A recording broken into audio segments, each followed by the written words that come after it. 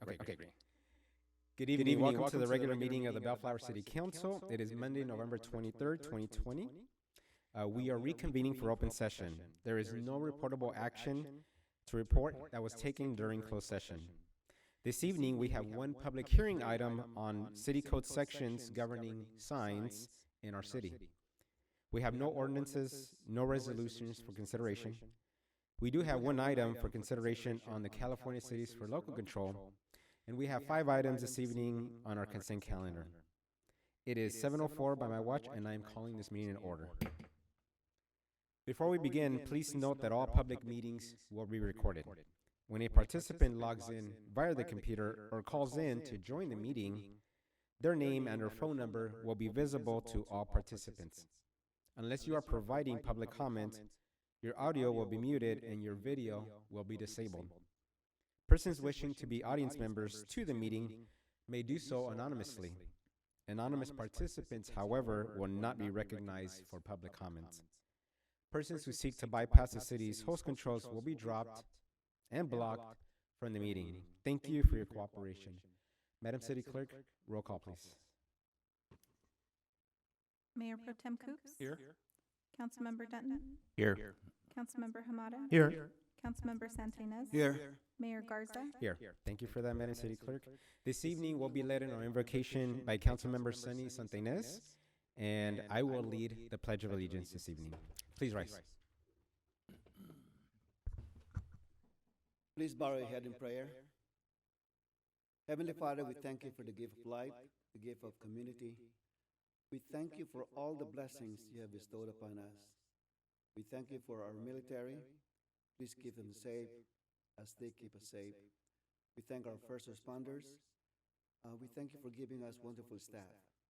We thank our medical professionals for caring for the sick, especially those afflicted by COVID-19. We thank our essential workers for keeping our food and other supplies coming. As we meet today, please keep in mind those who suffer, those who are homeless, who are ill, those who are employed. Please give them the strength to get over their challenges. As we discuss the items before us tonight, please give us the wisdom, enlighten us, and keep us in your prayers. We ask all this in the name of Jesus Christ, who lives and reigns with you, now and forever. Amen. Thank you for that, Councilmember Santinez. Please join me now as we honor our flag. Place your right hand over your heart and repeat after me.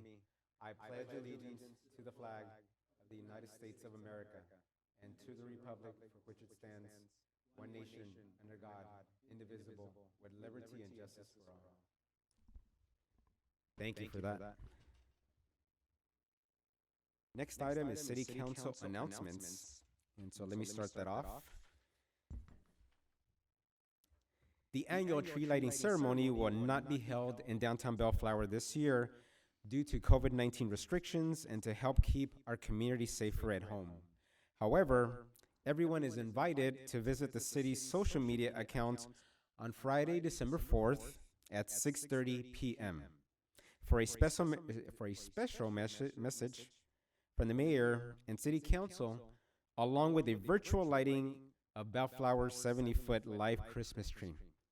Our social media links can be found on the city's website at www.bellflower.org. And again, so to join us for that virtual lighting ceremony, please join us, and you'll find the links on our website. Up next, Mayor Pro Tem Dan Coops. Thank you, Mr. Mayor. Get ready for the City of Bellflower's Holiday Home Decorating Contest. Show your holiday spirit by decorating the outside of your home and competing in the City of Bellflower's Holiday Home Decorating Contest. Nominations will be submitted and received by 4 o'clock on Thursday, December 3rd, and the process will begin November 2nd. The contest committee will be judging nominated properties the week of December 7th.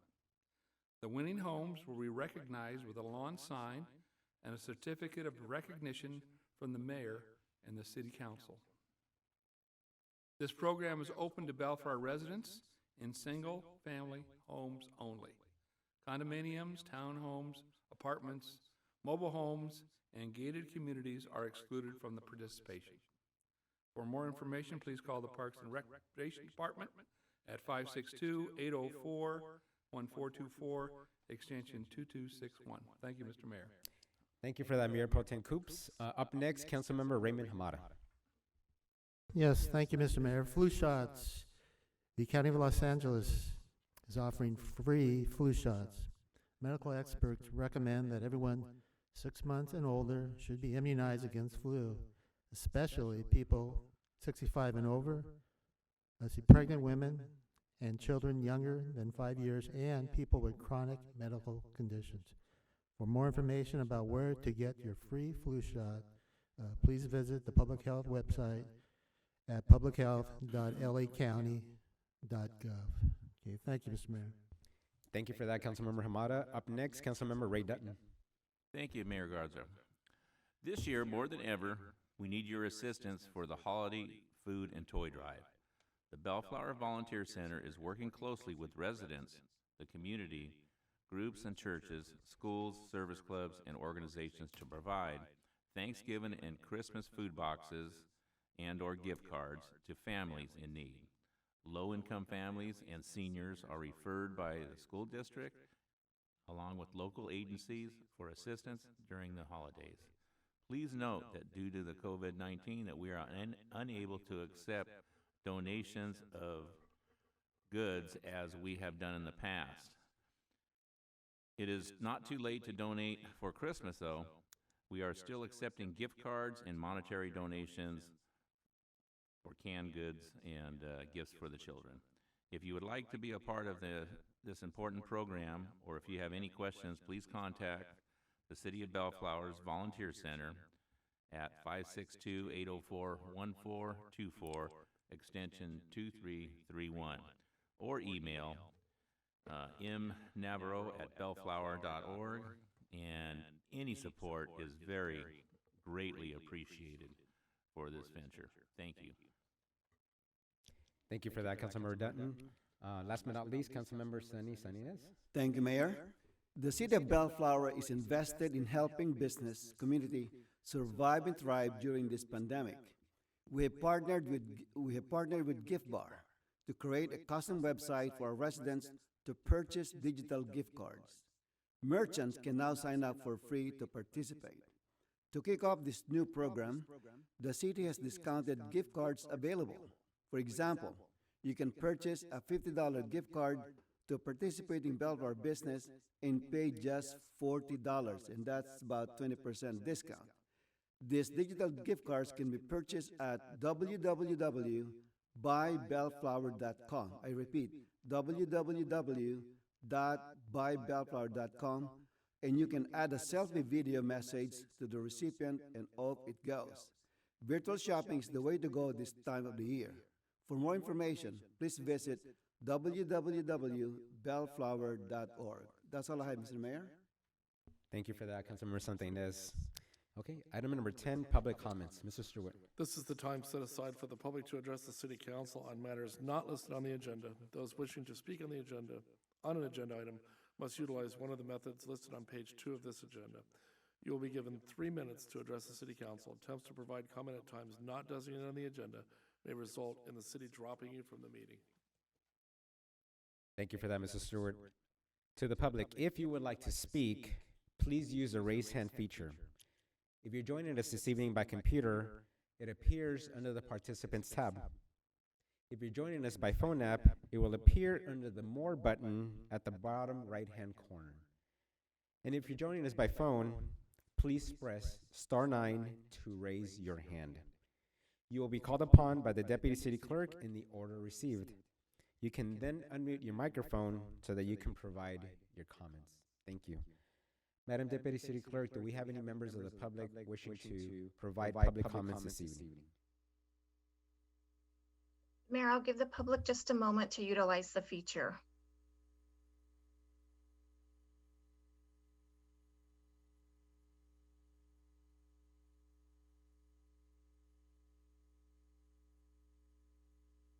Mayor, I'm not seeing any raised hands at this time.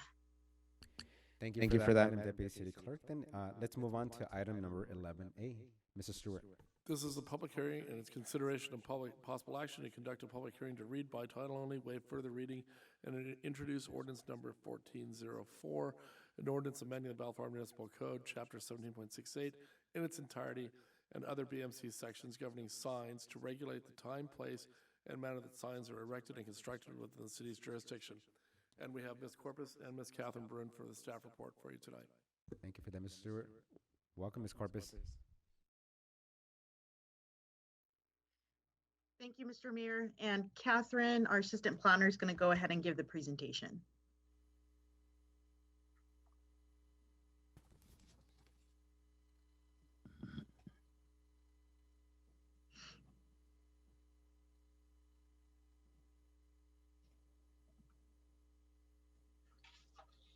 Good evening, Honorable Mayor and members of the City Council. I have a short presentation for you regarding Ordinance 1404. The city's sign regulations were first adopted in 1962. The regulations were updated for legal conformance in 2016. And in 2017, the Planning Commission and City Council considered a sign code update to make it user-friendly and include standards based on new sign technology. Per the direction of City Council, the proposed sign code was withdrawn so that staff could prepare a complete and comprehensive overhaul of the sign regulations. In 2018, multiple outreach efforts were conducted. This included pop-up booths at the Summer Street Fest, stakeholder interviews, surveys of neighboring cities, and a study session with the Planning Commission. In December of 2019, staff presented a draft sign code to the Planning Commission for comments. At their November 2nd, 2020 meeting, the Planning Commission recommended approval of ZODA 18-07. The proposed ordinance would provide a comprehensive revision of the sign regulations in the BMC. Most notable among the revisions are adding and revising definitions and allowing for a greater variety of temporary signs, such as A-frames, chalkboard, and light pole signs. The sign permit process now has detailed requirements and an application process. The applicant may request an administrative review by the city manager if there are any grievances with the director's decision on a sign permit application.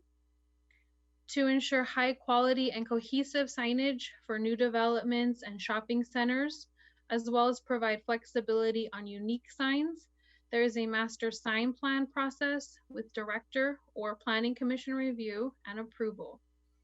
The proposed sign regulations are formatted to be user-friendly and include many illustrations, figures, and tables. There are sign design guidelines for all sign types and include color, material, size, and illumination. The size of a wall sign is now proportionate to the size of the building wall. And finally, non-conforming signs are subject to an abatement process and schedule. At their meeting on November 2nd, 2020, the Planning Commission discussed message substitution, sign illumination, roof signs, English translation of signs, sign liability on private property, non-commercial advertising, as well as temporary yard signs for elections. The Planning Commission adopted resolution number PC 18-24, recommending that the City Council adopt the draft ordinance with an amendment to establish a maximum of 45-day time frame within which temporary yard signs for elections may be displayed. The draft ordinance was amended to include the new section 17.68.155, which is the same language currently codified within the BMC regarding temporary election season signs. The recommendation is to open the public hearing, take testimonial and documentary evidence, and after considering the evidence, read by title only waive further reading, and introduce ordinance number 1404, or alternatively discuss and take other action related to this item. And that concludes staff's presentation. Thank you for that, Ms. Brunn. Really comprehensive. Again, thank you for your time with this. Let's start off with questions from my colleagues in the City Council. Let's start off with Councilmember Raymond Hamada. My apologies. Okay, thank you, Mr. Mayor. Catherine, Beth, thank you very much for bringing forth this comprehensive sign code. I remember my time on the Planning Commission, and we always had that question, and it's come forward. And I know it took a lot of work, and definitely wanted to commend you guys to bring this forward, and definitely. I know it's lengthy, but it does make some clarity on a lot of things, and adds pictures, which definitely is very useful when it comes to working with the public, and it's organized with tables, and I think it's definitely user friendly. But just wanted to definitely run through a few questions that. Let's start on, there was, let's, page 4 of 6 of the staff report,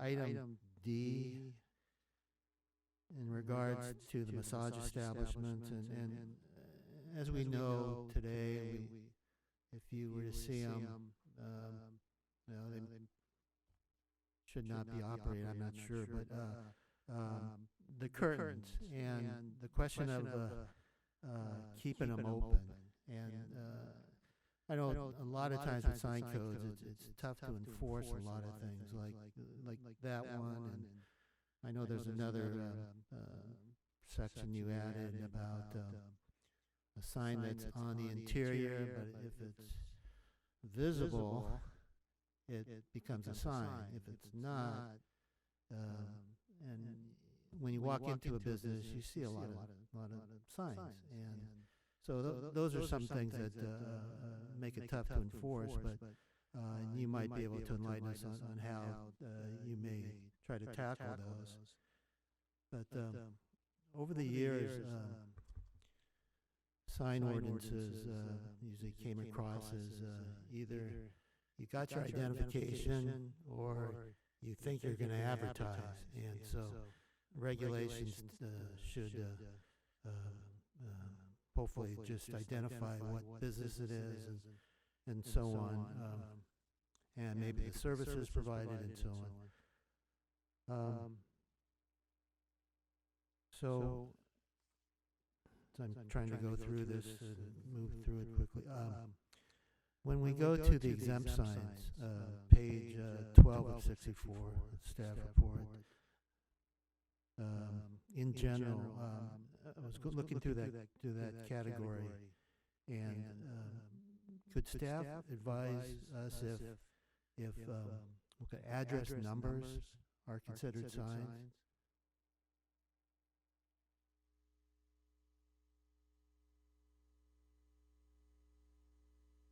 Or not? If not, it might be then useful to add it under exempt signs, but obviously you maybe want to control the sizes and so on, or at least it needs to be readable, because it lends towards, from my standpoint, some of the discussion about what came up at the Planning Commission in regards to the English translation.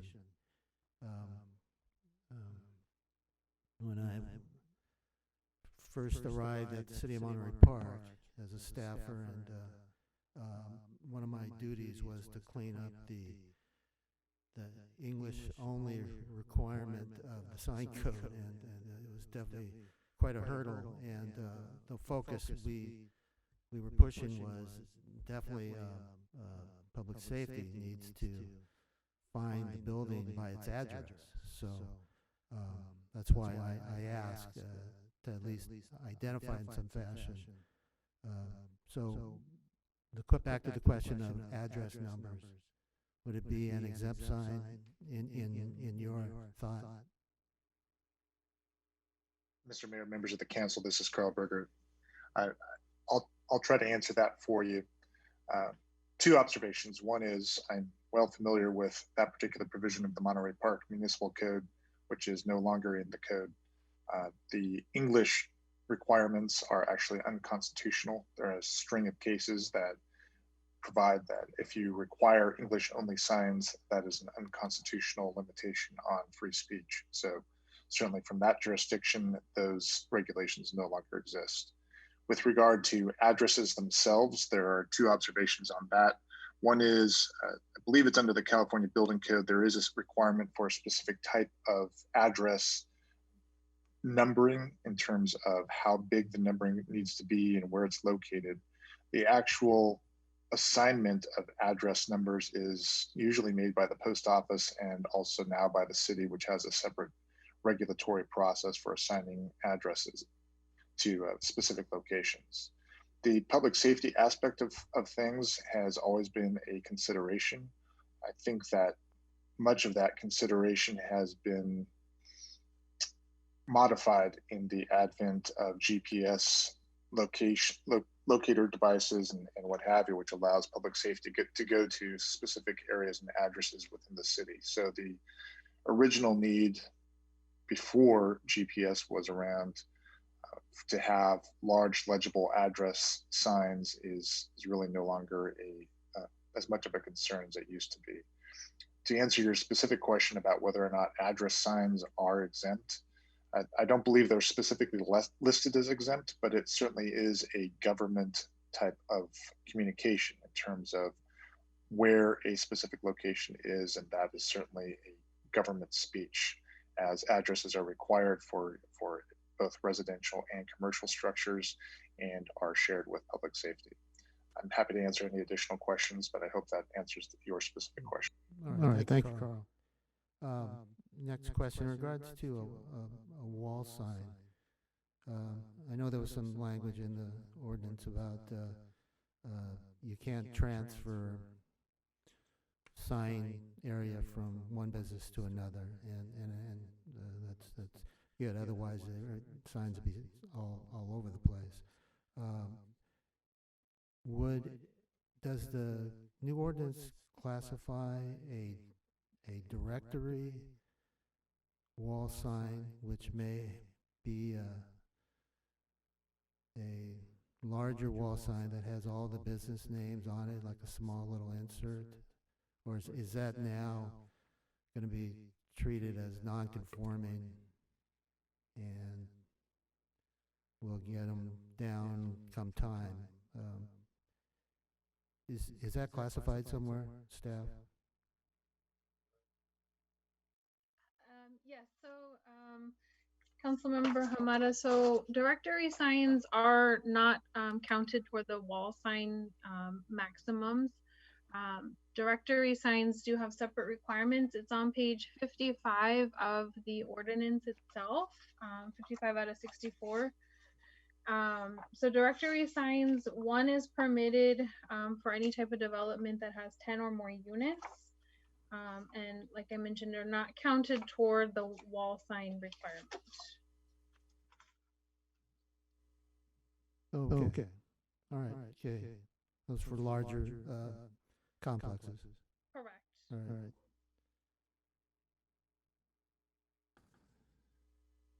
right. Staff, when it comes to window signs, if they're placed on doors, glass doors, is that part of the allowance? Councilmember Hamada, if I may, there is a definition for signs, and it does include that if the signs are in the interior of the building, but they are still visible, that it counts towards signage. And I believe that is, that's outlined in, I think it's the definition for signs. Yeah. What about the glass doors? Is that treated as a window? I would say that it has a similar effect in that it's displaying a business name or identifying it. So I would make the interpretation that if it's displayed from the inside and you can see it, that does get counted towards signage. And I can confirm that the definition for window sign does say that if the sign is affixed to the inside or outside of any window surface, so that would, if the door had a window surface, it would be counted toward as a window sign. Okay. Does the new code provide any provisions for freeway-oriented signs? Along the freeway, do they get higher, larger?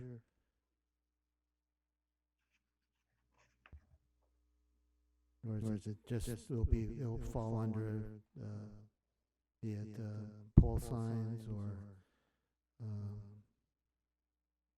pole signs or, the pylon signs, and if they want to go higher, then it's either a variance or maybe under a conditional use permit category? Right. So with this new code, we have a master sign plan available. And so an applicant, if they want to exceed the standards because they're located near a freeway or some other consideration, they can apply for the master sign plan. And it will be reviewed by the director or the planning commission if the sign can exceed the standard heights for a freestanding sign. Okay. One more quickly, and thank you for the indulgence of the monument signs when they're placed, either maybe by a driveway or again at the front property line. I know that I think I thought I read about something that it might have been only separated 5 feet from maybe like an interior side property line, but I wasn't clear to me how far would it need to be away from a driveway, so to help provide that visibility, because when you allow a monument sign up to 6 feet, somebody pulling out a driveway might not get the best visibility with traffic unless they're going to pull out into the public right of way. I'm looking at the chart, maybe the chart, page 38 of 64, down at the bottom.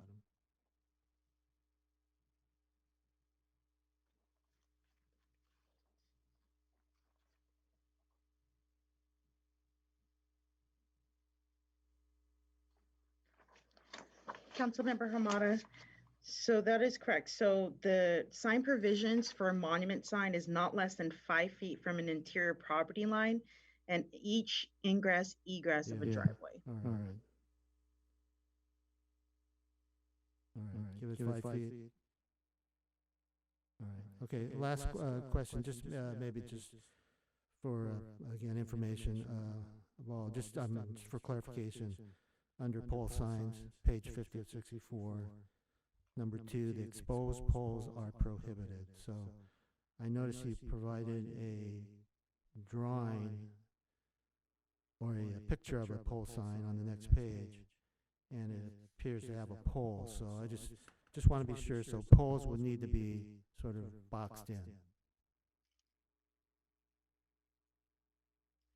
Yes, that's correct. So the design standards for a pole sign is that an exposed sign is prohibited, and that the sign, the base of the sign, so the pole portion, must incorporate an architectural style or material of the building. And it looks like the images that were selected are of a pole sign that does have an exposed pole. So if you would like, that is something that we can change, is the image on page 59, as well as the image on page 45 in figure 480-4. Because this type of sign is not what we would expect to see in the city. It is an example of a pole sign, but not of the design standards that we have. All right, yeah, it would be useful to depict something that would be accurate pursuant to the proposed code standards. All right, for now, I'm going to leave it at that and let my colleagues go at it. All right, thank you, Mr. Mayor. No, great questions, Councilmember Hamada. Thank you for that. Up next, Councilmember Ray Dunn. Thank you. Excuse me. Thank you, Mayor. I just have just a clarification, and I flipped my pages and lost it, so bear with me a minute. On the non-conforming signs, and a couple times it kind of says refer to the section in here. It kind of bounces you back into the same section. It talks about the owner shall remove all non-conforming signage or bring them to non-conforming signage into the conformity within a time period specified by this section. I'm guessing all I can find is the time period would be page 91, section M. It talks about as long as it's not structurally altered, changed to another non-conforming sign like refaced, expanded, moved, reestablished, after an occupancy, like a business changes. I'm guessing it doesn't say, and then it says reestablished after a business has been abandoned for 60 days. The 60-day thing, if the business is vacant for 60 days, that's the only time that I can find in this chart that the sign has to go. Other than this, it can't be refaced when another business takes over. Is that correct? Councilmember Dunton, on page 67 of your staff report, there is a table regarding non-conforming sign abatement schedule. So there are, and then on page 66, it does talk about modifications and continuation and maintenance of non-conforming signs. Thank you. I do see something. That's what I was looking more for, and I must have forgot about it in this 117-page staff report. Other than that was my only concern of what we're going to do with antiquated signs, and I see it spells it out here. Thank you very much. That was my only question. I think staff did an excellent job because this is not something that one thing fits every parcel, every business, and it seems that we can fix the aesthetics of this town with the sign ordinance and allow the businesses to thrive with their signage. Thank you. Thank you for that, Councilmember Dutton. Up next, Councilmember Sunny Santinez. Thank you, Mayor. First, I want to thank staff for coming up with this comprehensive ordinance, and also the Planning Commission for taking this up. I have a clarification question on regarding the size of the signs allowable. Between the election signs for residential area, it says 9 square feet.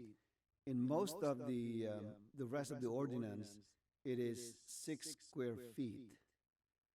Is the 9 square feet a result of the court case Reed versus City of Gilbert?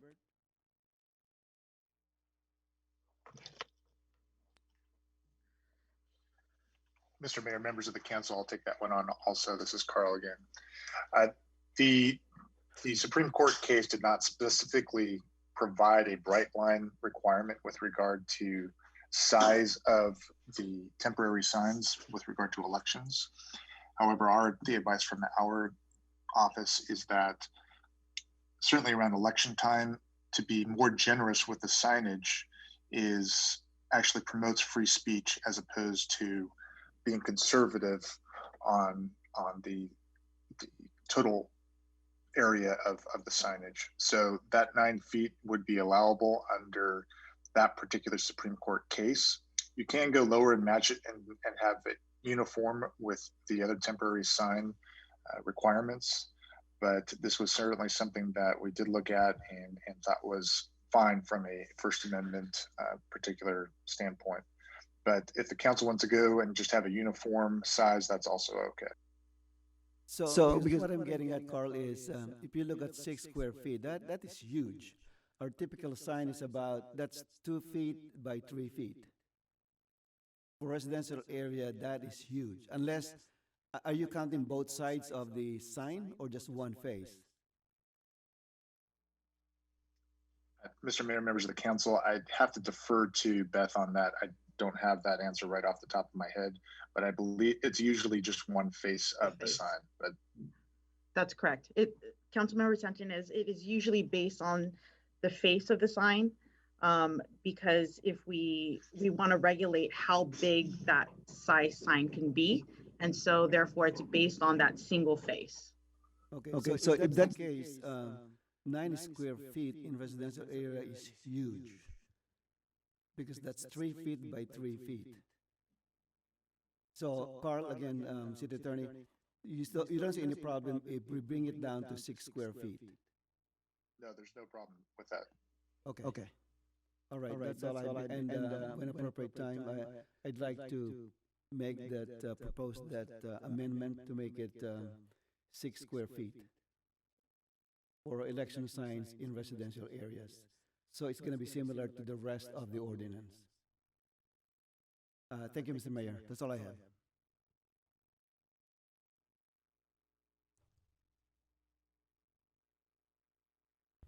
Thank you for that, Councilmember Santa Ynez.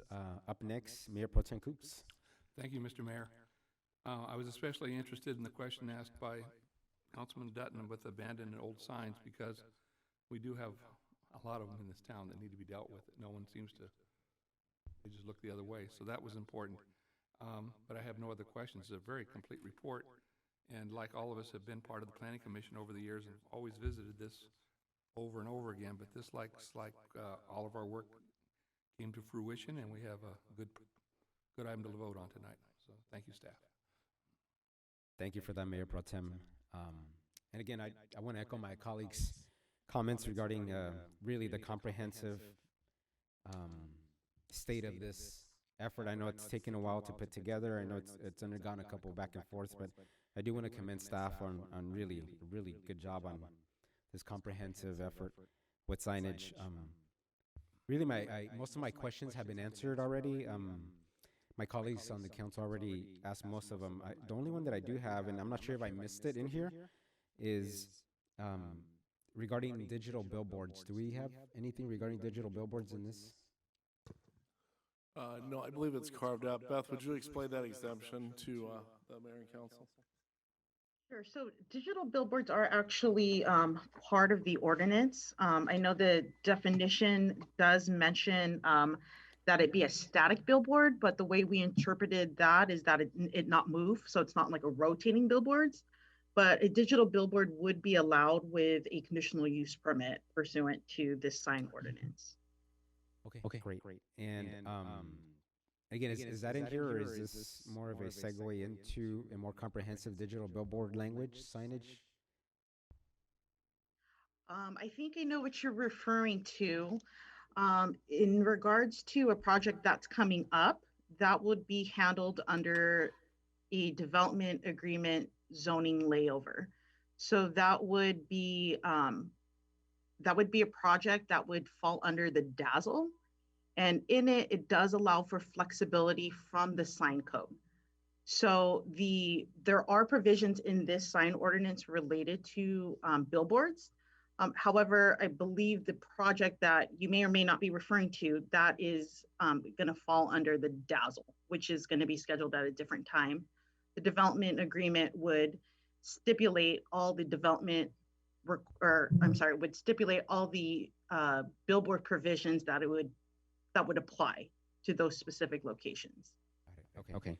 And I actually was not referring to a specific project. I was really more going towards if a developer in the future ends up coming into town and attempting to erect a digital billboard in our city, if there would be guidance provided that would say, if you want to put a digital billboard, these are the standards that you have to comply with. I would. So that's what I'm more looking for, and if that's going to be more on a case-by-case basis, do we have, Carl and Beth, the language in here that allows for us as a city to use that vehicle to be able to enumerate the development standards on a case-by-case basis on digital billboards in the future. And Mr. Mayor, members of the council, if I can just jump in just for a moment. If you look at page 5 of 64 or master page 13, down at the bottom, you'll read there's a definition for changeable copy sign. And I'll just read it for purposes of the public. Changeable copy sign means a sign designed to allow the changing of copy through electronic or manual means, such as letterboards and chalkboards. Any sign whose copy can be changed by electrical means is considered a digital display. Digital displays may be internally illuminated and include without limitation LCD, LED, or plasma displays. So if you use that for changeable copy sign and then go and see what the definition of sign is, which you can find on page 8 of 64, also master page 16, you'll see that there are several parts of the definition for what a sign is, and each one of those will be reconciled with other parts of the sign regulation, which will definitely allow developers to understand what the rules of the road are, and certainly the planning staff. I hope that answers your particular question. So page 8 of 64. Correct. It's master page 16. Down at the bottom, it states sign means a structure, device, or material, temporary or permanent, fixed or portable, moving or stationary, whether located inside or outside a building, that is visible from any property where the primary purpose of the sign is to convey visual communication. And it provides a list of what a sign is not. So I believe you were using the term digital sign. There is no specific definition of a digital sign. This would be a sign with changeable copy, which was the previous definition that I mentioned. Okay.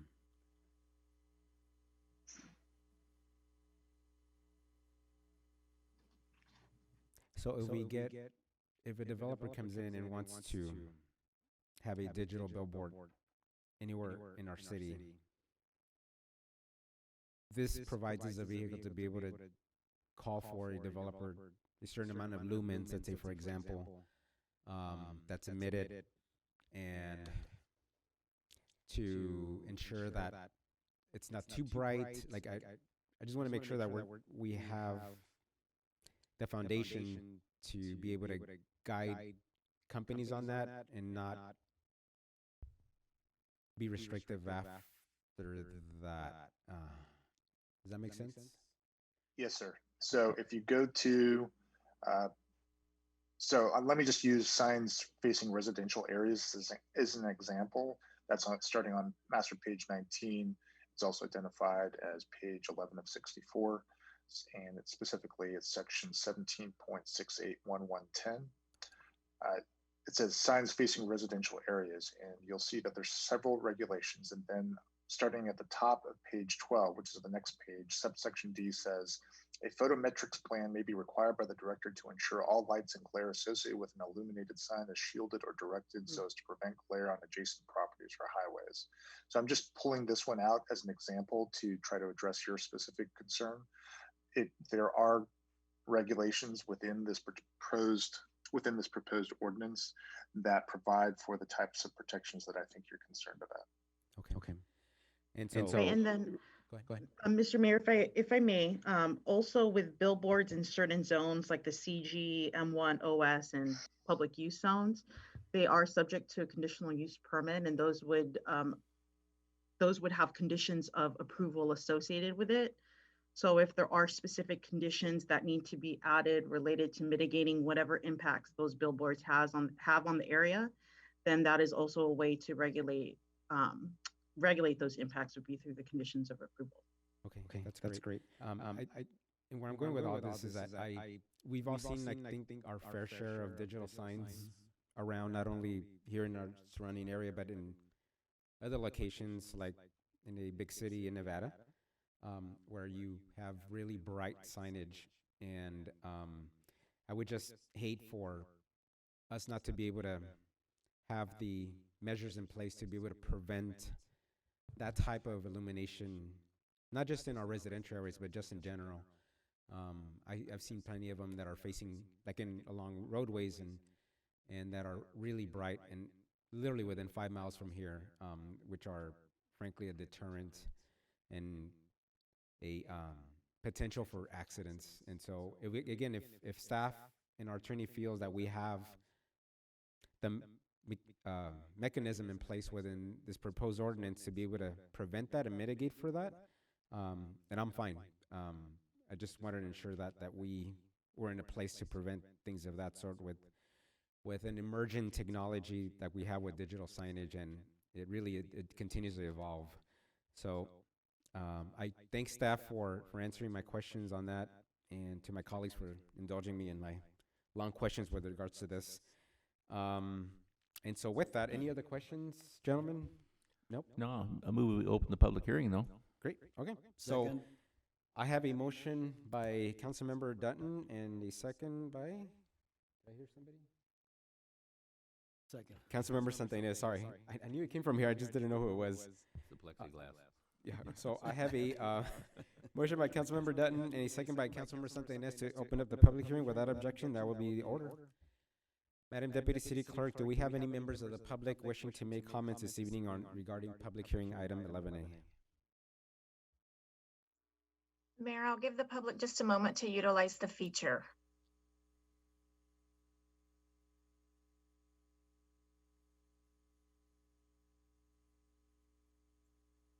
Mayor, I'm not seeing any raised hands at this time. Thank you for that, Madam Deputy City Clerk. Move we close the public hearing. Second. Great, so I have a motion by Councilmember Dutton and a second by Councilmember Santa Ynez. Mayor, if there's no more further questions, I'd like to make a motion. Without objection, that will be the order.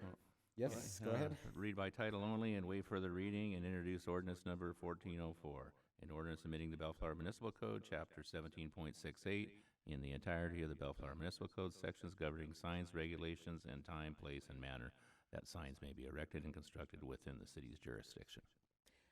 And just right quick, With Sonny's amendment of the 6 square feet of political signs great. added. We have that. And then the second part, I believe, Councilmember Hamada asked about the massage establishments. Did you get clarity on that, Councilmember? Well, maybe I just wanted some thought from staff how they would even try to enforce that. But that's a standard that they've already put in. It's possible they should be able to enforce it. It's just compliance is going to be likely tough. Okay. So it could stand. There's You're the only other maybe clarification I added was just any general cleanup to make sure that any pictures depict accurate displays of what the standards will be, like i.e. the pole, it should be boxed in versus, or architecturally treated versus just a cylinder. So that's all. So are you good? You want that specifically put in? I think staff can do that. Regular, I think again, if it's a technicality, it's been presented to us, and we saw it, and then it needs to get cleaned up, then it needs to get cleaned up. So wherever necessary to clean up any pictures that provide visual examples for the standards, if they can just do that, that's great. That's fine. Yeah. Beth, did you hear that, Mr. Hamada's comments? I mean, do you need additional language or additional amendment to this ordinance to meet his standard on the pole sign that he just mentioned, or do you have room to work within that to ensure it? I have room to work within it. Basically, Yeah. it's swapping out one picture for another picture. Yeah. That's good. It's good? Yeah. Okay, great. You're okay, Councilmember Dutton, with your motion? Yeah, that's motion, and this won't be the first time because there'll be kinks in this thing. Yeah. When you have something it'll come back, and we always have time to fix something. And I was concerned about Mr. Hamada's, what he was talking about earlier, and so, but yeah, that may come back, those kind of things. But anyway, I'm good with it. Okay, The great. motion stands as, with Sonny's, 6-foot political sign in the residential area. Perfect, great. I'll second his motion. Okay, so I have a motion by Councilmember Dutton and a second by Mayor Pro Tem Coops. Roll call, please. Mayor Pro Tem Coops, Aye. Councilmember Dutton, Aye. Councilmember Hamada, All right. Councilmember Santa Ynez, Aye. Mayor Garza. Aye. Thank you for that, Madam City Clerk. Item 12A, we have no ordinances, no resolutions for consideration this evening. Item 13A, Mrs. Stewart. This is a consideration of possible action to adopt resolution number 20-74, a resolution supporting the goals of the organization of local government entities called California Cities for Local Control. Thank you for that, Mrs. Stewart. So on this one, it's a request that was made at my request.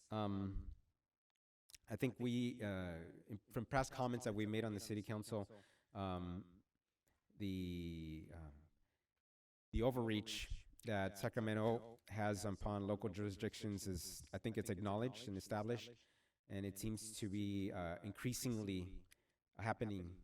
And I think as local officials, it's a concern. Again, this council has in the past expressed that as well. And so there's an emerging organization called California Cities for Local Control, made up of local elected officials and cities as well, where it's an organization that wants to, in a sense, essentially reclaim that level of control that we have here at the local level regarding our future and our development. Because I think we feel as local officials that we are more in tune with what our local electorate wishes for their cities, our city, to develop as, rather than legislators that are in Sacramento, which aren't here every day. And so this organization is reaching out to local elected officials like us and cities to see if we would be in support of their efforts. And so having done some initial research on the organization, this is it is a non-binding resolution. It's just us supporting this concept. And so I present this to you, gentlemen, for your consideration. If you feel comfortable that the city would join in something like this, there are, as of right now, there are over 200 local electeds in support of this concept, and over 30 cities have already passed a resolution, like the one we're considering this evening. And there are an additional 25 cities that are in process of also adopting a similar resolution like us this evening. So with that, I'd be happy to answer any questions as you consider this. Let's start off with Councilmember Dutton. I'm in. It's a very good start. I'm really glad, Mayor, that you brought this to us to review, and I think it's written well. You just didn't have anything in here about pandemics, but we can get that another day. Absolutely. Thank you so much, Councilmember Dutton. Councilmember Santinez. Thank you, Mayor, and I also commend you for bringing this to the City Council. And I totally agree with the concerns that you express about Sacramento trying to grab local control. One thing I want to clarify with you, maybe you can put some kind of clarification on this. I tried to look at the website, and I could not find a website for this group, so I could not get any information about it. So because I'm trying to find what cities and who are the electeds, can you name us a few cities that are, or is that still not available? Great question. No, some of the cities, so the website is developing, and so that should be up and running hopefully within the next month. It really is a grassroots efforts from electeds, and so some of the cities that have already joined are City of Arcadia, the City of Manhattan Beach, the City of Beverly Hills, the City of, let's see, I believe Pomona is in it. Any of our neighboring cities? Glendora. Neighboring cities, it's a nascent effort. Like I spoke with the Mayor Whittier earlier today, and they are also in the process of they're not there yet, but they are one of the ones that are in process. And it's been an effort that hasn't been like a League of California Cities where they have like an effort, all cities at once. It's not like that. It's almost like they're getting the word out little by little. So neighboring cities, to my memory, recollection, none of them come to mind, to be frank. Okay. But that's not to say that maybe they haven't. I just don't have any in front of me right now that I can recollect. And in of 200 officials, we have, again, numerous mayors, numerous council members, over 200. I know that I have a picture of some of the names I can read off to Yeah, you. that's if you okay. would. I think you gave us a good example. And my second question is, administratively, is the goal to have something similar to the League of California Cities No. or contract cities, or what's going to be the mechanism to advocate for local control? Good question. So it's not an effort to create an additional association. It's really more just more of a joint esprit de corps, like where all these cities have this unity in their opposition to Sacramento's continued intrusion in local affairs, but it's not an effort where it's going to create like an executive director with member fees or anything like that. It's literally going to be just all these cities collectively submitting all their resolutions to Sacramento for to be submitted to them, so then to know, for our legislators in Sacramento to know the way we feel and to start a dialogue. But it's nothing organized to where the end goal is to create something Okay. like a JPA. So what I'm getting at is, so there's no assessment, so to speak. Correct. There's no assessments of any Okay, kind very, at this point in time, and I that's one of the things that I think Mr. Stewart is that we actually included the first draft of this had language of like joining a JPA, which is it's not, so we struck that. But I also he and I ensured that it included language that we are in support of this concept as currently organized. So if for some reason this starts evolving into something that different we're- direction. we can Mhm. we can separate and say, you know what, we support you, but Okay. we're not there. Does that make sense? Yeah. Or oh, yeah. not. It depends on how effective they're going to be and what issues they take on. If they're going to take on and be effective in dealing with some of the development issues we're having, I'd be all in to do that, because right now we don't have a voice there. And I think this is the direction they may be heading. So it's more of an experiment to see which way it's going to go right now. Yeah. What I said, it's a well-thought resolution. The only minor recommendation I'm going to make is on C, section 1C, ADU, it should be accessory dwelling unit instead of adult. Ah. I want to make sure that Yes. we're a team here, so I'm just trying to make, because we want to make it look good. Thank you. Very duly noted, and we'll have that amended, absolutely. So- Okay, very good. Thank you again. No, thank you for this. Always great questions, Councilman Santinez. Up next, Mayor Pro Tem Coops. Yes, so would you say that the things that the cities would want to have a voice in would be primarily with zoning issues, like with Senator Weiner came down here and had ideas on how we should change things around? Would that be the primary focus, or is that hard to say? You know what, frankly, it's hard to say. I know that over That's the one of last... the primary motivators, but it Yeah. could go beyond. Because that's what we really felt as cities, that we were being imposed upon. Well, but see, there are a lot of encroachments into local control. I mean, quite honestly, and the legislature is taking more and more ownership of it. And you know, I've mentioned that to you many times, how, you know, instead of coming in to ask you what you're doing now, the legislators come down from Sacramento and say, well, how come you're not doing this for me? I mean, there's a very definite ownership and top-down approach from Sacramento that I think is a mindset that needs to be wrestled back from local governments. And if this is a grassroots effort that can help do that, I'm all in, and I think it's absolutely worth pursuing. And if Weiner's bills and development efforts are the one that triggers this response, great. I mean, I think it's long overdue, because it's just a strange mindset and how we've become sort of complacent and used to it. And we've always grumbled about it, but it's getting worse. The lobster is getting boiled a little bit at a time, you know, is really what's happening here. So, I mean, when the mayor brought this to me, I said, yeah.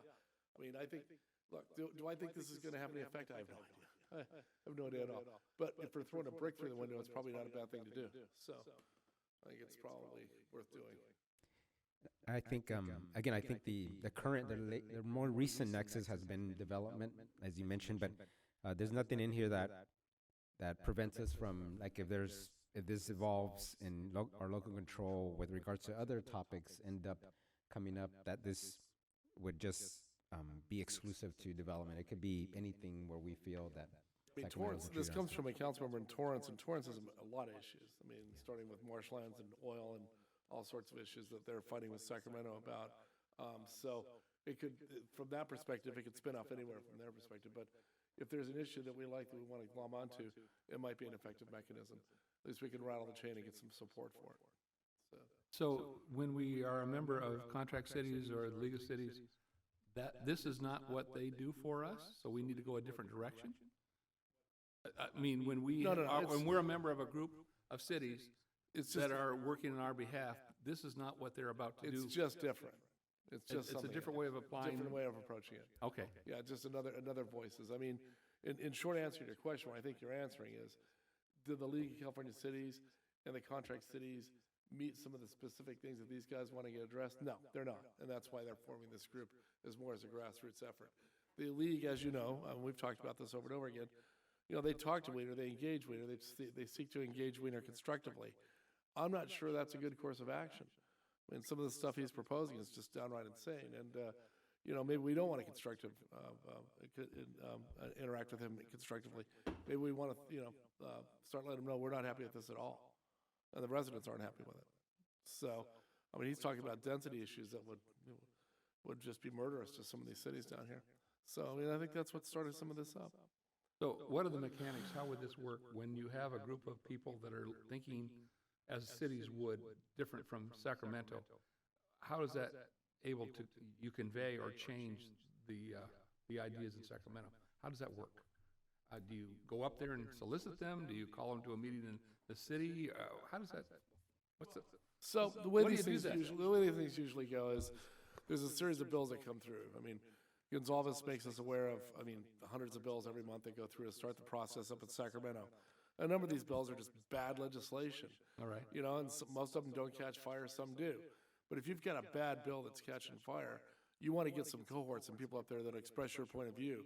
This gives us yet another option to get some folks that may be like-minded saying, we don't like this bill. And you start getting, 15 letters instead of one to a committee on a specific bill, it may have more impact. Okay. What's happening is that cities, we look toward our lobby agents, i.e. contract cities and League of California Cities, to do their work on behalf of us.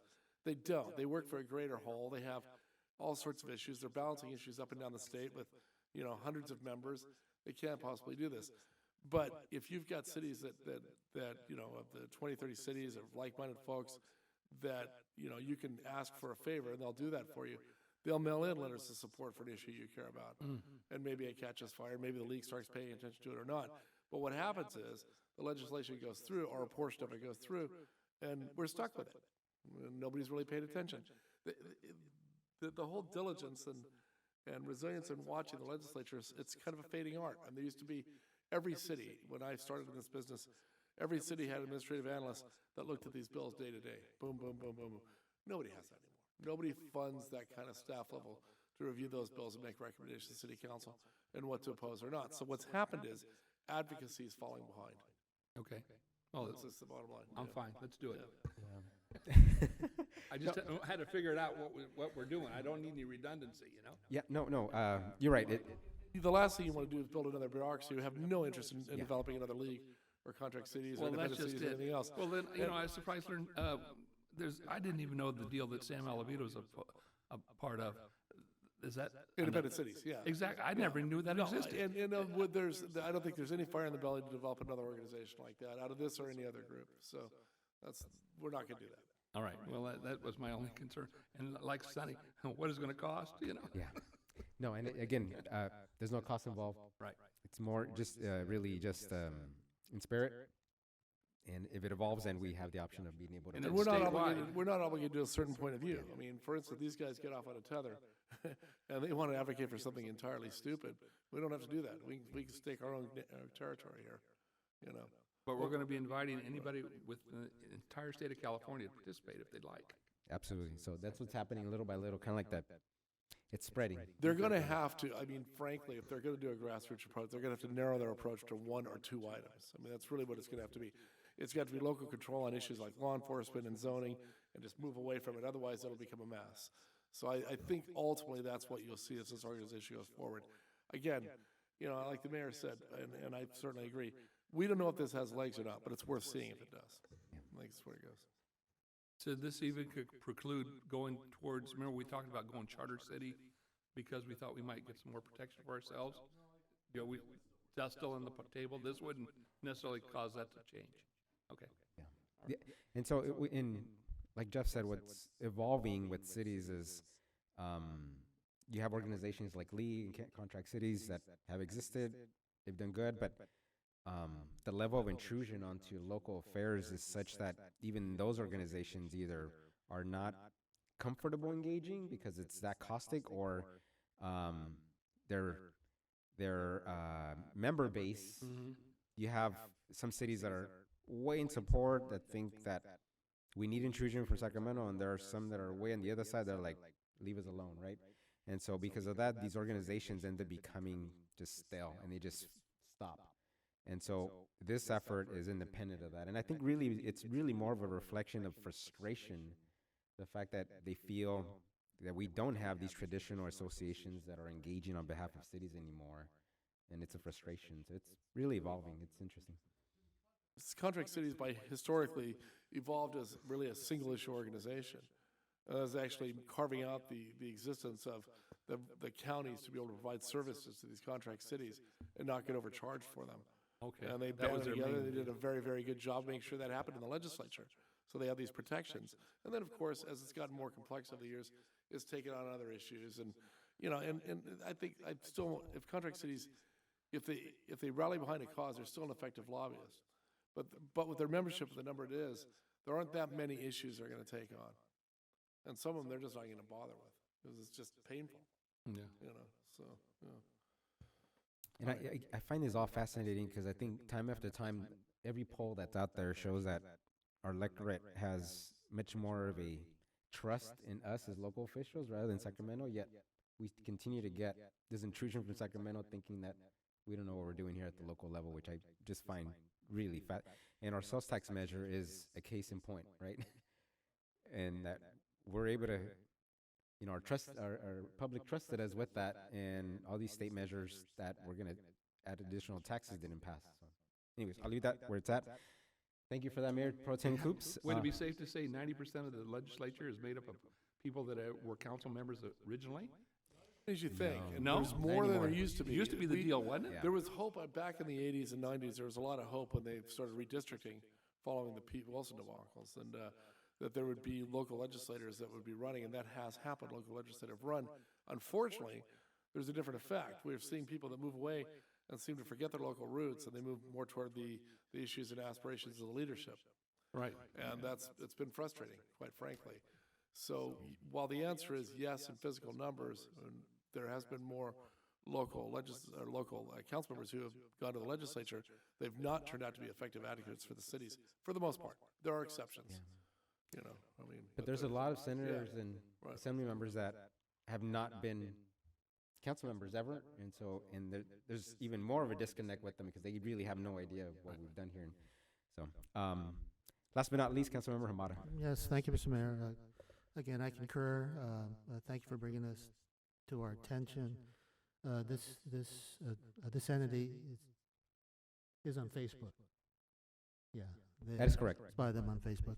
And they're going to provide another voice to help facilitate, again, sending the message out. And because every California community is toiling with what Sacramento has done on a number of things. And, you know, they've been pressing us on UMs, you know, that's an acronym for unfunded mandates.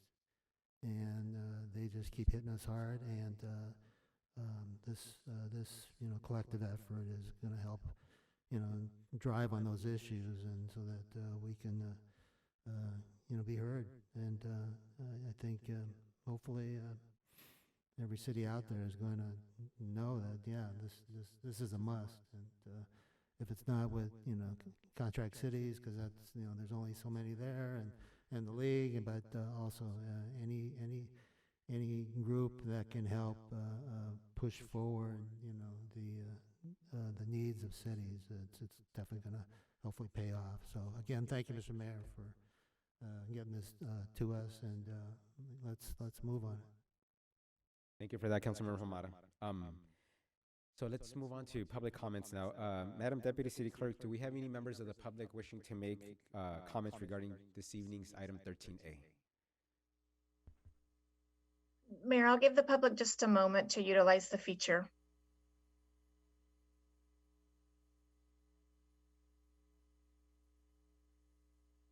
Mayor, I am not seeing any public comments. All right. If there's no further questions or comments, I would like to make a motion regarding this evening's item 13A. To adopt resolution number 20-74 with the friendly amendment from Councilmember Santa Ynez regarding the correction on section 1C on ADU. Second. So I have a motion by myself and a second by Councilmember Hamada. Without any further discussion, roll call, please. Mayor Pro Tem Coops? Aye. Councilmember Dutton? Aye. Councilmember Hamada? Aye. Councilmember Santa Ynez? Aye. Mayor Garza? Aye. Thank you for that, Madam City Clerk. Thank you, colleagues. Item number 14, consent calendar. Are there any items that council members wish to be pulled for separate discussion or consideration from this evening's consent calendar? Seeing none, I would like to recuse myself from item 14E due to the fact that my residence is within 500 feet of the subject property in item 14E. Is there a motion to approve the consent calendar? I'll make it a motion. Second. So I have a motion by Councilmember Santa Ynez and a second by Councilmember Hamada regarding this evening's consent calendar. Roll call, please. Mayor Pro Tem Coops? Aye. Councilmember Dutton? Aye. Councilmember Hamada? Aye. Councilmember Santa Ynez? Aye. Mayor Garza? Aye. Thank you for that, Madam City Clerk. And up next, we have item number 15, council reports. Let's start off with, just right quick.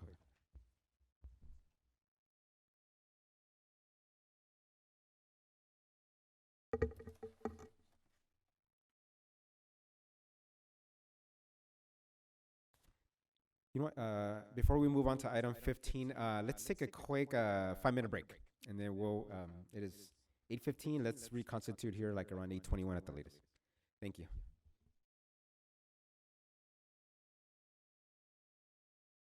Okay, great. Thank you for that, ladies and gentlemen. Can I hear? Yeah, okay. It is 8:18, and let's reconstitute this meeting. So item 15, council reports. Let's start off with Mayor Pro Tem Coops. I want to wish everybody a happy Thanksgiving this week and stay healthy and minimize how many exposures you have to your relatives, but we'll meet again all week in 2 weeks. Thank you. Thanks for that, Mayor Pro Tem Coops. Up next, Councilmember Dutton. Happy Thanksgiving to everybody, and be safe. That's it. Thank you for that, Councilmember Dutton. Up next, Councilmember Hamada. Yes, thank you, Mr. Mayor. Let's see, last week I attended the, California Contract Cities, Association board meeting. Our friend Jeffrey Prang, the county assessor, was online, and maybe one bit of information that he wanted to pass along was that $30 million worth of property out there is not taking advantage of the exemption, the $7,000 exemption. So he wanted to get that word out because, it's during this time now, just a few bucks more can help out. So that same day, I also got word from the League of California Cities, the API, the Asian Pacific Islander Caucus, that I was named their representative to the Governance, Transparency, and Labor Committee. So you got to start somewhere, apparently. So, boy, all right. So that, yeah, Yeah, absolutely. Congratulations. you have to figure out what that committee does. So, but this past weekend, I did participate in the volunteer center's food distribution. It was well planned out. Definitely commend PJ and his staff. Michelle was leading the event. She did a great job in organizing and moved smoothly.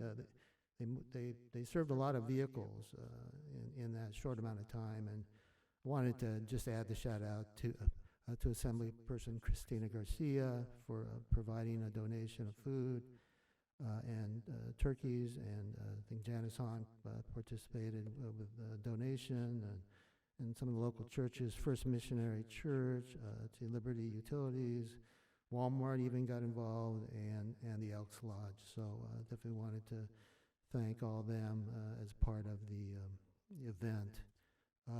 My last item, again, requested to have the meeting adjourned in memory of Paul James Sovereign. Paul James Sovereign was born in Maryville, Missouri on April 2nd, 1956, and passed away quietly at his home on November 4th, 2020, surrounded by his family. I'd known Paul for over 25 years, and actually our boys grew up together and played ball, and Scott, son, is a staff member of the city, Parks and Rec. So let's see, in 1962, Paul moved from California with his father and family, because his father was a pastor, so Paul was the son of a pastor. So, and they located here locally, and he pastored the First Assembly of God Church in Norwalk, and that's where Paul met Susan, his wife, 42 years. We call her Suze, and they've lived in Bellflower for over 40 years. So Paul had a great voice. Paul was a member of the church choir, and so he was always asked to do solos because his tenor voice was just so mellow. So when he sang, and actually let's see, Paul knew Andre Crouch, and Mr. Crouch is sort of known as the father of modern day gospel, and Paul kind of, I don't know if it was a roadie with him or anything like that, but Paul definitely stayed in contact with Mr. Crouch, and helped do a lot of things for him, and I think Paul actually sort of became Mr. Crouch's historian. So as I mentioned, Paul and his family have lived in Bellflower here for over 40 years, and he definitely loves sports, and as I mentioned, Scott here works for the city, but he also coaches baseball at Mayfair High School. Let's see, Paul was diagnosed with Parkinson's disease in 2012, so he's had a rough time the last number of years, and so he had to give up his job, and he pretty much was homebound. But again, as a musician, Paul was always invited to sing out, and definitely he definitely entertained a lot of people, especially seniors who loved that voice of his. So again, Paul and his family attended churches locally. Again,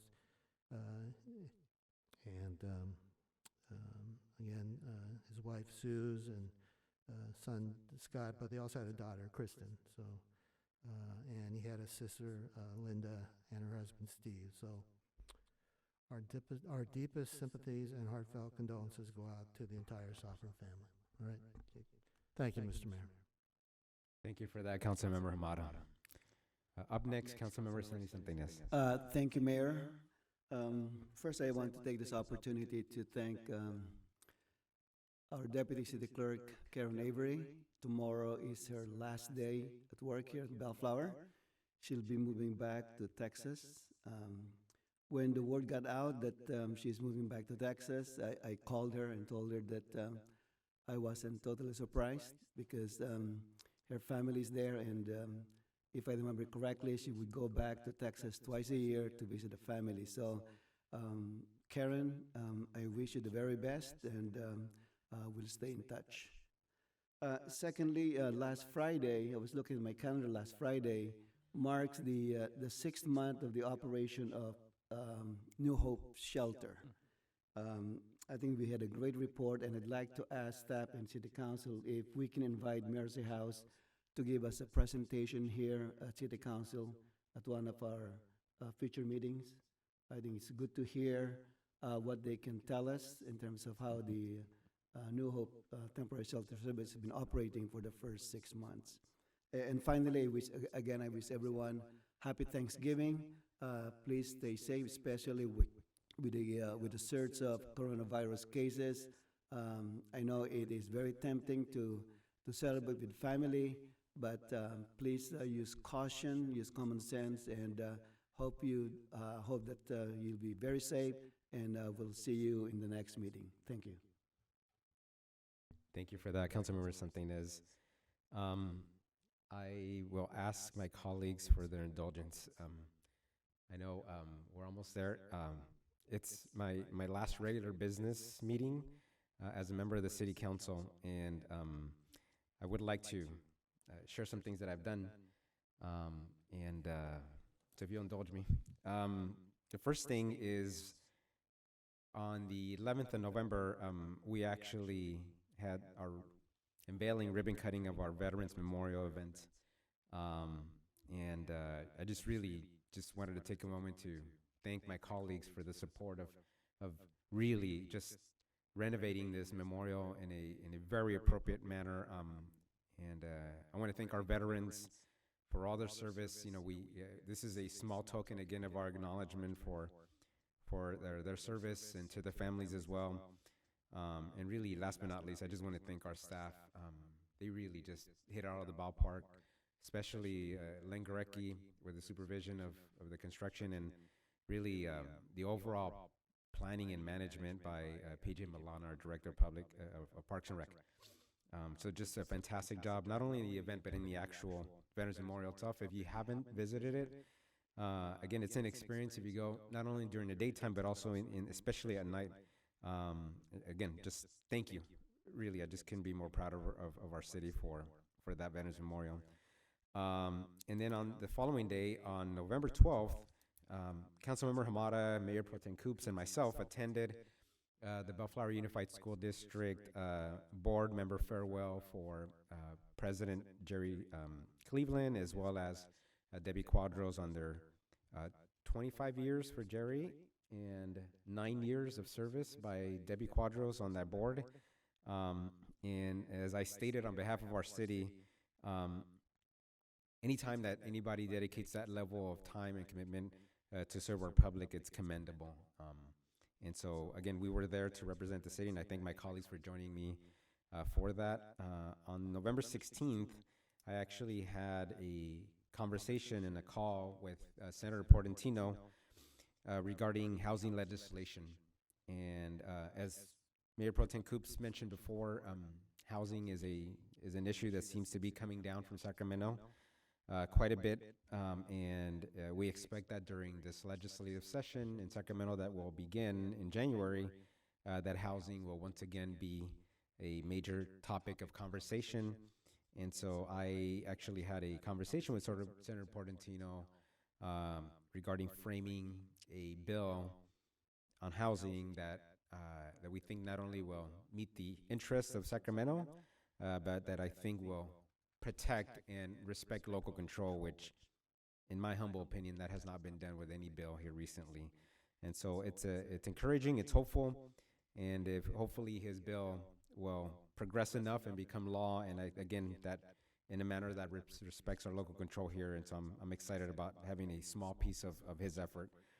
And on November 18, I actually had a meeting in downtown LA with Judge Carter, who again oversees the consent decree that we have here for our homelessness in our provision as a city of service to the homeless in our shelter.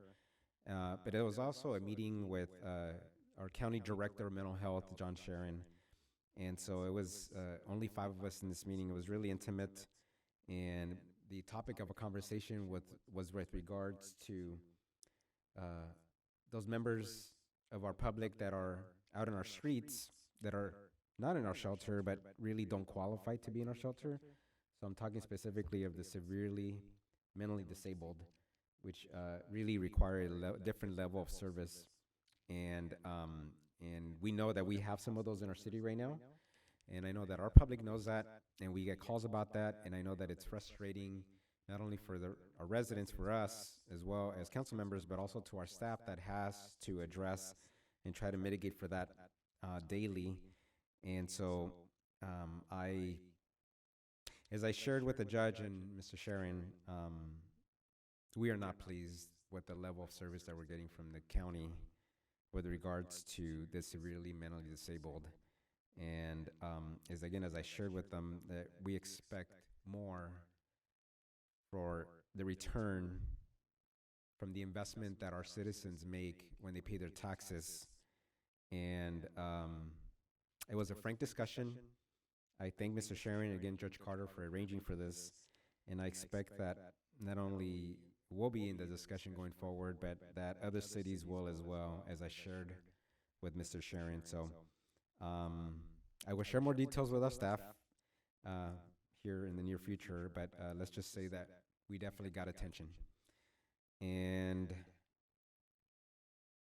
I also want to take this, so moving on, I want to take this opportunity to ask for my colleagues' indulgence and to ask for our staff to draft a letter to be sent to our county supervisor. And if staff feels it's appropriate, to be carbon copied to the rest of the Board of Supervisors with regards to the closures of our restaurants and outdoor dining that has been handed down here recently by our Department of Public Health. I feel that the current direction that we're doing in mitigating for COVID-19 is frankly assumptive. It's not really guided by science and data. And there's really no nexus with regards to closing outdoor dining vis-a-vis where these infections are going on. And there's growing data showing that the growing cases in COVID-19 really have minimal amount to do with eating outdoors. And what frustrates me is that we are literally closing down restaurants and we're having people lose their jobs again during this really sensitive period when there's really no direct nexus to these uses. And I think on a personal level that they're being made a scapegoat. And I have a serious problem with that on a personal level. And so I would like to ask for my colleagues if they would be in agreement with me of us as a city expressing this concern and dissatisfaction with this approach from our current public health. And so any concerns, any opposition, gentlemen? No. Okay. So, Mr. Stewart, if you don't mind, so thank you for that, colleagues and Jeff. Moving on, I also want to wish everyone a happy Thanksgiving. I really been noodling on this a lot in terms of, it's considering COVID-19 and its effect on not only our community, but in every community, and really the challenging year that 2020 has been. I think a lot of us find it challenging to be thankful. One thing that I would, as mayor, remind us all is that, our community and our nation really is very resilient. And I think if we hearken back to when we look back at our golden generation, there really wasn't a mentality of defeat. And I would, as mayor, remind us of that, is that there's so much to be thankful for. Yes, COVID-19 has been devastating. 2020 has been a challenging year. But I think if we really nail it down, I think we have a lot to be thankful for.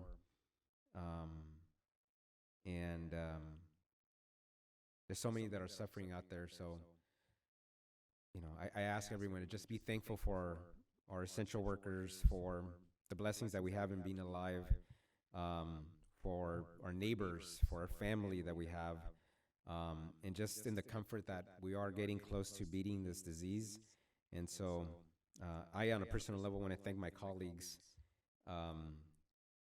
for all you do in serving our community, for your trust in me while being a member of the city council with you for the last 4 years. I want to thank our staff, again, for everything they've done, not only this year, that's been super challenging, but that you do every day, day in and day out, I can say that for the last 4 years I've been on this council, we have really the best staff that I've worked with in my whole career, not only in public governance, but also in the private sector. And we just have a tremendous professional staff here, and we're really blessed. So I'm really thankful for our staff, so thank you. I want to thank our residents for all their trust, not only in us as a city council, but in just being resilient and just being a great community, and I'm thankful on a personal level for the trust in me and allowing me to represent you and your interests here for the last 4 years. It's been an honor. And then last but not least, I want to thank my family for, again, their sacrifice. I think any of us up here knows that when we serve, our wives and our kids also serve along with us. And so I want to thank my family for supporting me during this time of giving back to our public and giving back to our city. They have definitely been a part of this ride as well. So I want to thank my beautiful, wonderful wife and my lovely 3 sons. So thank you. And again, happy Thanksgiving. And then last but not least, I want to thank Ms. Karen Avery, as Councilmember Santa Ynez mentioned before. We have a special member of our city here in Karen Avery who is leaving us, as Councilmember Santa Ynez said. Her last day with the city will be tomorrow. I can tell you that in my 4 years here on the city, it's been a true honor to work with her. So I'm going to read a little bit of a bio here on her, if you'll indulge me again. So Miss Avery has been a Bellflower resident for 33 years, and a Bellflower employee for 16 years. Karen Avery began working for the city of Bellflower in August 2008 as a part-time administrative assistant in the city clerk's office. 6 years later, in 2010, she became full-time administrative assistant in the same department. Then in 2011, she was promoted to an executive assistant 1, and then was reclassified as an executive assistant 2. Most recently, Ms. Avery's title was changed to deputy city clerk, a title she earned, and that is how she is retiring here from the city of Bellflower. So she's not retiring, she's just retiring from the city of Bellflower. So Ms. Avery was the 2011 Employee of the Year here in our city. She is retiring with the credentials of Certified Municipal Clerk and as a Certified Public Municipal Clerk. So again, our loss here in Bellflower and in California is Texas gain. Ms. Avery, it's been a true honor to work with you. As I shared, you have a light in you that is really rare to find. And so every time that you were around, every time that you made an invocation, you always have this way of getting attention. And so it is my honor to thank you for your service to our city. And just know that while you are not here with us this evening, the city has produced a plaque for Miss Avery, and which will be presented to her before she departs our city tomorrow. So it is my honor to thank you for your service and to present this to you. And I'm not sure if any colleagues want to make any comments with regards to Miss Avery. I'll start off with Councilmember Hamada. Karen, I've known you too long too. But no, again, congratulations. I know that you got your first family in Texas, but you have a second family here in Bellflower. So please come by anytime, and hopefully we can get out to Texas. But again, definitely enjoyed not only working with you, but again having you as a friend and seeing Andrew grow up. I think I've known him enough to see him, and he'll do fine in Texas. So, but I just want to know that you got other family and friends here, and definitely stay in touch, and we'll be seeing you soon. All right, thank you, Mr. Mayor. Thank you for that, Councilmember Hamada. Councilmember Dutton. Thank you, Mayor. Karen, I want to wish you the best of your new life and location in Texas, and you're going to really enjoy it. Maybe you won't see some of the craziness as you saw here in California, maybe it'll be more of a stable situation for you. But anyway, joking aside, you've been wonderful. I've known you a long time, ever since I've been got on, and when and I was on the council when you got hired as part-time, and seeing you in City Hall would always put a smile on anybody's face. Thank you for your service. Thank you for that, Councilmember Dutton. And last but not least, Mayor Pro Tem Coops. You know, Karen, it's a big surprise to learn that you were leaving when I got the notice here several days ago, and we're all going to miss you. You light up a room, and even your picture is one of the best pictures when we look up here. I mean, on the Zoom board? Yeah, on the Zoom board. I mean, you make our meetings better. You always have a positive attitude. You set an example for the other staff members in our city hall. And the time you've spent here, you have grown, the city has grown, we as council people have grown. But bottom line is, you have made the city of Belflower better for you having been here. And I can totally understand how when you went in to interview for a job in Texas for the equivalent job, that they hired you right on the spot, and that there was no reservation as to what your abilities were. We're going to miss you, but we like to think that you will always be part of our family here in Bellflower. And I know you'll be visiting here once in a while because Andrew's dad's still here. And just don't be a stranger. We all just really appreciate your good ethics, your good personality, the work you did with the Seroptimist, you and Myra together. Miss not going to the fashion show and spending money on things I don't need. But that was all part of your personality of bringing us all together. So take care. God bless. Thank you, Mr. Mayor. Thank you for that, Mayor Pro Tem Coops. That's great. And I want to concur with everything that was said here. Also with Councilmember Dutton in terms of, again, as a Texan by extension, my family, the Garza name actually comes from Texas. So I can attest to what Councilmember Dutton said in terms of the difference between here and Texas. So thank you again, Karen, for everything. And we look forward to seeing you soon. And next time I'm in Texas, I will definitely stop off and visit you. So with that, I'd like to adjourn this meeting in the memory of Paul Sovern to the next regular meeting of the Bellflower City Council at 5:30 p.m. on Monday, December 14, 2020. It is 8:43 by my watch, and this meeting is adjourned.